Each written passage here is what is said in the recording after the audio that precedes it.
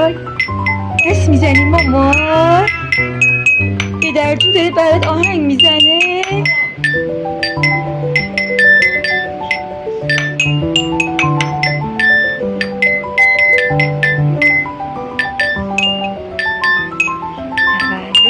مبارک مبارک مبارک تولدت مبارک. بیا شمع رو فوت کن که 100 سال زنده باشی. بیا شمع رو فوت کن که 100 سال زنده باشی.